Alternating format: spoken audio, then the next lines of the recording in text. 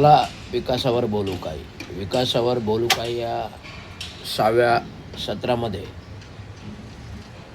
सांगू इच्छितो की E20 पेट्रोल E20 पेट्रोल म्हणजे काय आहे नक्की.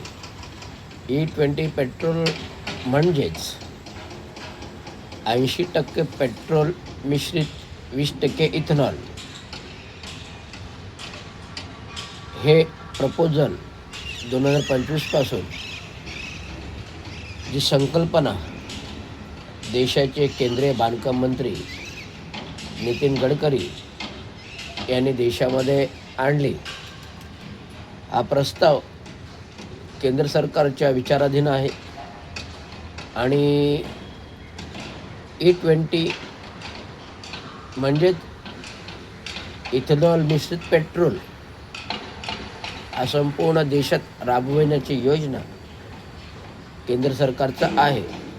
तर याचा मग उद्देश आहे की भविष्यामध्ये इंधन बचतीबाबत धोरण अवलंबण्याच्या दृष्टिकोनातून हे पावले आहेत. परंतु हे करताना त्याच्यामागे काहीतरी राजकीय षडयंत्र असल्याचे संशयास्पद दिसून येते. राजकीय षडयंत्र म्हणजे देशाचे बांधकाम मंत्री केंद्रीय गडकरी हे संपूर्ण भारताचे बांधकाम मंत्री असताना संशयास्पद बांधकाम व्यवसायामध्ये उद्योग क्षेत्रामध्ये सर्व बांधकामांचे कामाचे कॉन्ट्रॅक्ट या गडकरींच्या मुलांकडे आहे. गडकरींच्या अनेक कंपन्याच या क्षेत्रात काम करतात.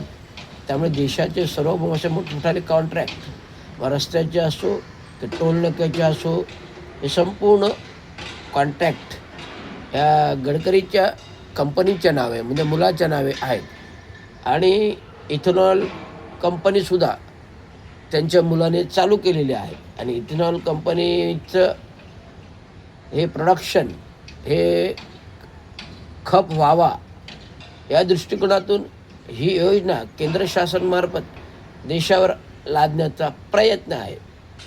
आता इथेनॉल म्हणजे अल्कोहोल म्हणजे ऊसापासून बसलेलं केलेलं गाळीत मिश्रण हे पेट्रोलमध्ये मिक्स करणं.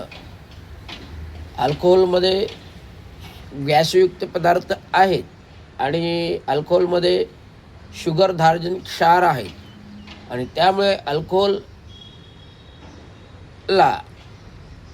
लगेच मुंग्या पकडतात आणि त्याच्यामध्ये साखर असल्यामुळे मुंग्या पकडतात. त्यामुळे इथेनॉल मिश्रित पेट्रोलला राज्याचे केंद्रातील खासदार राजन मिश्रा यांनी विरोध दर्शवलेला आहे.